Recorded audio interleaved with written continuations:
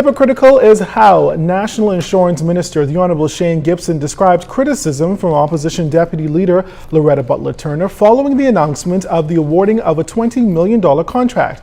The contract to construct a new office complex for the Ministry of National Security on John F. Kennedy Drive was awarded to Holiday Industrial Builders, a company owned by contractor Reverend Lloyd Smith. Smith was the original contractor for the Office of the Attorney General building, also on JFK Drive. According to the minister, the process was not only fair, but also along the lines already established for the awarding of contracts through a process called selective tendering. It's a process he maintains is very familiar to the former government, as it was used extensively by the Ingram administration in the awarding of multi-million-dollar contracts.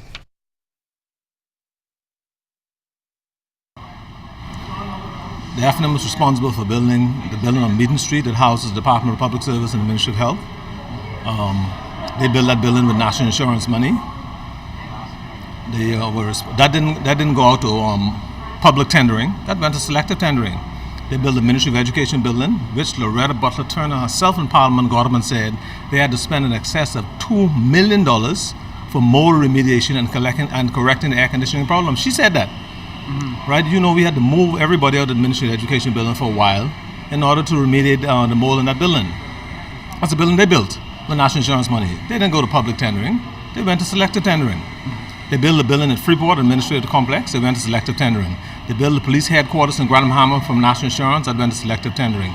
They built the administrative building in Abaco. That went to selective tendering. They built an airport in Abaco for $27 million to FES. That went to selective tendering. I spoke extensively on that in Parliament. We went to tendering. We had a tender exercise for the building, and Holiday Industrial won the tender exercise.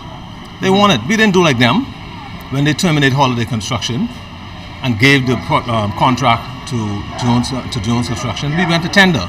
He won the tender. After Smith's contract was terminated, the matter went to arbitration, and Holiday Industrial Builders won a settlement against the government of over $700,000. According to Minister Gibson, the political decision to cancel Smith's contract has resulted in significant cost overruns in the tens of millions of dollars. He maintains it's a cost that could have been avoided had Smith been allowed to complete the project.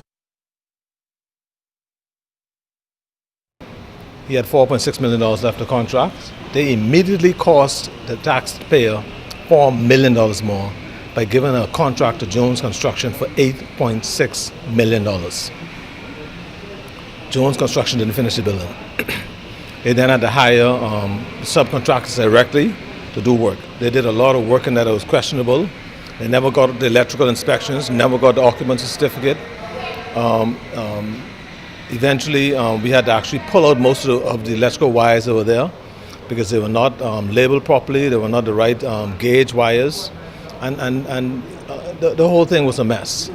I don't know who was responsible, but at the end of the day, it was a mess. It had to be corrected.